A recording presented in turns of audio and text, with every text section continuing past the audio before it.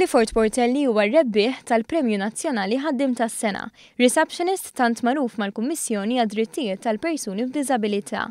U ġie premjat f'serata li fiha kienu premjati wkoll ħaddiema f'kategoriji differenti u minn diversi setturi li l-kol kienu nominati minn kollegi sħabhom minn min ħaddimhom u kif ukoll mill-pubbliku. Minna l-oħra l-kategorija Employee of the Year intrebħet minn Claire Edelstein, fil-waqt li l-kategorija Role Model of the Year intrebħet minn Victor De Giorgio mill-Fondazzjoni Midla Mad-Dawl, illi tant jaħdem mal-priġunieri u l-familji tagħhom. L-imprenditur Anġlu Swireb rebaħ il-kategorija Employer of the Year fil-waqt li dik tal-Manager of the Year intrebħet minn Fabiana Vella.